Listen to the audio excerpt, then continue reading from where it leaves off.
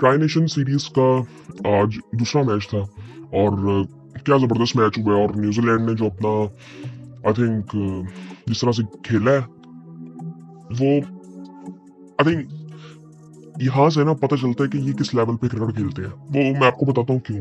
पहले हम score card देखते हैं, फिर उसके बाद मैं बात करता हूँ। आज सिर्फ ये बात नहीं है कि उन्होंने रन्स बनाए, विलियमसन ने सब कुछ, ये चीज नहीं है। उन्होंने पूरा गेम खेला किस तरह से है दोनों टीमों ने, मैं आपको बताता हूँ आज।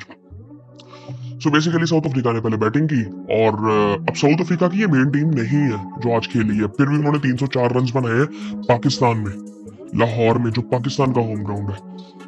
सो वहां पे आके बाहर से टीमें बेहतर खेल रही हैं। सो यार साउथ अफ्रीका की मेन टीम नहीं थी, उनकी आई थिंक कह सकते हैं कि बीसी टीम थी और मेन प्लेयर्स तो उनके सारे बाहर बैठे हुए थे। किसी हद तक कह सकते हैं कुछ प्लेयर्स न्यूजीलैंड के भी बाहर हैं, बट आई थिंक उनकी मेन टीम खेल रही है। लेकिन साउथ अफ्रीका की उस तरह से नहीं है, जिस तरह मिलर बाहर बैठा हुआ है अभी और क्लासन बाहर है। सो ये कुछ प्लेयर्स ऐसे हैं जो कि उनके बाहर बैठे हुए हैं। सो खैर साउथ अफ्रीका ने पहले बैटिंग की और उनमें एक डेब्यू होता है। चार प्लेयर्स ने आज डेब्यू किया और मैथ्यू ब्रिड्सकी उसने 150 रन बनाए डेब्यू पे 148 बॉलों पे, 11 चौके 5 छक्के उसने लगाए। बवुमा ने 20 रन बनाए। ओपनिंग पार्टनरशिप डिसेंट थी बट बवुमा जल्दी आउट हुए और जेसन स्मिथ ने फिर नीचे से 41 रन बनाए। फिर केल वरीन, इनको हमने देखा था पहले भी आई थिंक पाकिस्तान की सीरीज में, और ये जल्दी आउट हो गए थे। फिर उसके बाद मर्डर थे, ये भी इनका भी शायद डेब्यू था।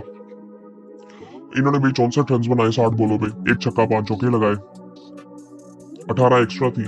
तो किसी तरह से 304 रन बना लिए साउथ अफ्रीका ने और डिसेंट था total. But I think bowling में उस तरह से एक्सपीरियंस नहीं था, जिसकी वजह से आई थिंक न्यूजीलैंड बहुत अच्छे तरीके से इसको चेज कर गई। न्यूजीलैंड की अगर बॉलिंग की बात की जाए तो हेनरी ने 10 ओवरों में 59 रन दिए, 2 आउट किए। विल रॉर्क ने 2 आउट किए, 72 रन दिए 10 ओवरों में। बेन सीयर्स ने 10 ओवरों में 65 रन दिए। मिचेल सेंटनर ने 10 ओवरों में 62 रन दिए और माइकल ब्रेसवेल ने 43 रन देकर 10 ओवरों में 1 आउट किया। सो अब ये न्यूजीलैंड की तरफ से भी कहा नहीं जा सकता कि बहुत अच्छी बॉलिंग की थी न्यूजीलैंड ने, उनको भी मार तो आई थिंक पड़ी है। लेकिन आई थिंक मुझे लगता है कि ये विकेटें बिल्कुल सीधी है ना यार, हमें इस पे ऐसे ही खेलना है। आपको 300 350 रन का कम से कम सोचना ही पड़ेगा यहाँ पे, अगर आपने यहाँ पे जीतना तो पाकिस्तान को भी ये चीज थोड़ी सी देखनी है। खैर फिर न्यूजीलैंड बैटिंग के लिए आता है और न्यूजीलैंड जबरदस्त स्टार्ट करता है। विलियम 19 रन बना के आउट हो जाता है, लेकिन उसके बाद डेविन कॉनवे आज खेल रहे थे सचिन रविंद्र की जगह पे। उनकी अब पता नहीं क्या सूरत हाल है, लेकिन वो इंजर्ड तो थे, बॉल बहुत गंदा उनको लगा था, पता नहीं क्या उनकी सूरत हाल है। अपडेट मुझे पता नहीं अभी कि वो आगे जाके अभी अवेलेबल है कि नहीं है, बट वो आज का मैच तो नहीं खेले थे, कौन में खेले थे। उन्होंने 97 रन बनाए और क्या वो आई थिंक वो 100 करते करते वो बेचारा आउट हो गया। वो जबरदस्त बड़ा कैच पकड़ा था उसने, डाला ने नहीं, डाला बॉलिंग कर रहा था मुथु सामी ने। सो केन विलियमसन ने 133 रन बनाए, बट इंटरेस्टिंग चीज ये नहीं है 133 रन बनाए, 133 रन बनाए 113 बॉलों में, 117 के स्ट्राइक रेट से और मैच को फिनिश किया। और इसके बारे में ना मैं एक बात करना चाहता हूँ। इस कैटेगरी में जितने प्लेयर्स आते हैं ना, ये केन विलियमसन हो गया, रूट हो गया, विराट कोहली, बाबर आजम और स्मिथ हो गया, इन सब की अगर मैं बात करूं ना, सो इन सब में ना जो एक बैटर अगर मुझे चूज करना हो ना कि जिसको रन्स करने आते हैं किसी भी कंडीशंस में, वो विलियमसन है। वो उसकी मैं वजह आपको बताता हूँ। मुझे अगर टेस्ट बैटर चुनना हो तो शायद मैं रूट और स्मिथ की तरफ चला जाऊं, लेकिन कंडीशंस का इशू वहां पे आ जाता है। अगर मुझे देखना हो कि प्रेशर में सबसे बेहतर कौन खेलेगा, तो मैं कहूंगा कि यार मैं कोहली और विराट कोहली और विलियमसन में मैं कहूंगा कि इनमें से कोई बेहतर हो सकता है। मैं अगर कहूंगा कि कोई भी शॉट मारे और वो शॉट बड़ा क्लासिकल खूबसूरत लगे तो मैं बाबर आजम की तरफ चला जाऊंगा। बट अगर मुझे चूज करना हो कि मैं सब कुछ साइड पे कर देता हूँ, कंडीशंस को भी साइड पे कर देता हूँ, फॉर्म को भी साइड पे कर देता हूँ, और मैं कहता हूँ कि एक बैट्समैन मुझे चुनना है कि जिसको पता हो, जो जल्दी से एनालिसिस करे कि मुझे यहाँ पे रन किस तरह से करने हैं, तो वो विलियमसन है। इसने पहले मैच में एक इनिंग खेली थी जिसमें स्ट्राइक रेट बहुत कम था और बहुत से लोगों ने बात की, इवन मैंने भी कहा कि यार फॉर्म तो वापस सही, बट आई थिंक रिक्वायर्ड ये नहीं था। बट वो टीम की नजर से अगर देखा जाए तो वो बहुत अच्छी इनिंग थी। सो सो इस मैच में अगर देखें तो वो रिप्लाई उनका बड़ा जबरदस्त था। 72 बॉलों में उन्होंने 100 किया पहले, उसके बाद मैच को फिनिश किया क्योंकि 2-3 विकेटें उधर गिरी वहां पे। जिस तरह लेथम आउट हुआ, मिचेल आउट हो गया जल्दी से, कॉनवे 97 पे आउट हो गया।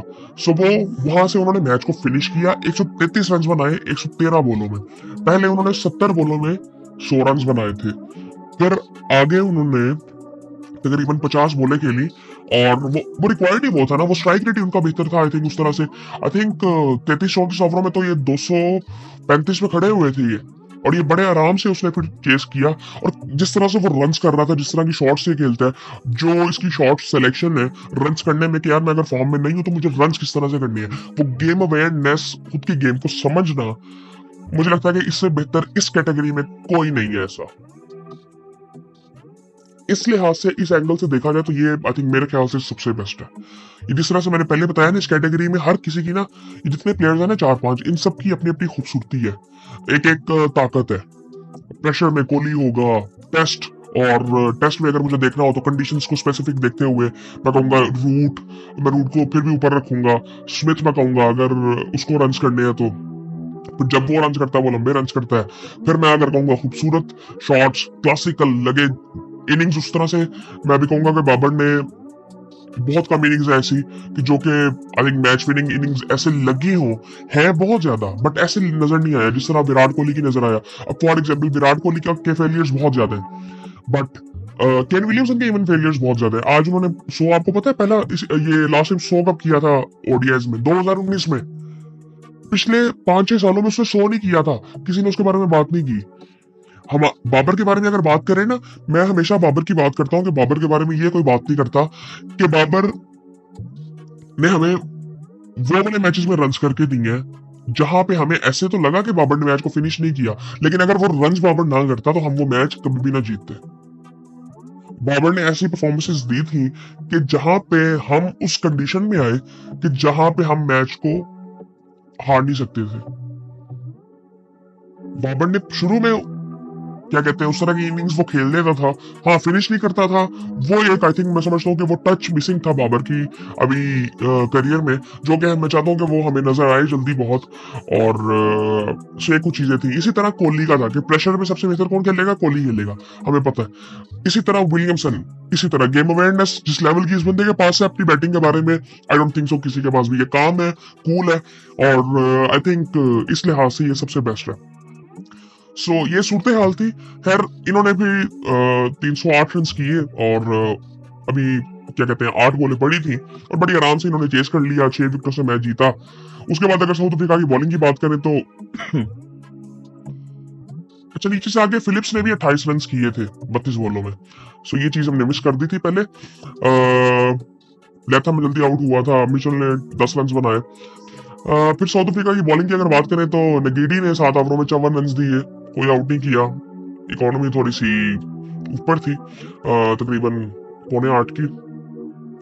बोश ने 33 रन बनाए। आई थिंक ये स्क्वाड में भी वापस आए हैं बोश, इथन बोश, आई थिंक वही है ना ये, आई थिंक ऑल जो थे वही आई थिंक। 7 ओवर में 33 रन इन्होंने दिए, एक आउट किया। और फिर उसके बाद अगर देखें तो मल्डर ने 6 ओवरों में 32 रन दिए, आउट कोई नहीं किया। डाला ने एक आउट किया 47 रन दे के 8 ओवरों में। मुथुसामी ने 50 रन दिए, तकरीबन 9 ओवरों में 2 आउट किए।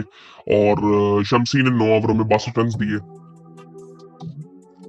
और पुंगवाना ने 3 ओवरों में 25 रन दिए। सो इस तरह से साउथ अफ्रीका ये मैच हार गई। सो ये सूरत हाल थी। और बाकी हम बात कर चुके हैं कि क्या था। बाकी इंशाल्लाह फिर आपसे बाद में मुलाकात होती है। और बस ये कुछ दिन रह गए हैं, फिर उसके बाद हम चैंपियंस ट्रॉफी के बारे में ही बात करेंगे। आई थिंक 12 को इंडिया का तीसरा मैच है और उसके बाद ये 2 मैचेस पड़े हैं, एक साउथ अफ्रीका पाकिस्तान का है और फिर एक फाइनल होगा। तो फिर देखते हैं कि आगे क्या होता है। फिर उसके बाद सिर्फ चैंपियंस ट्रॉफी की बातें होंगी और फिर उसके बाद पीएसएल आईपीएल भी है, तो वो उसमें भी चलता रहेगा। सो आई थिंक कुछ काम फिर उस वक्त ज्यादा हो जाएगा। तो फिर इंशाल्लाह आपसे बात होती है।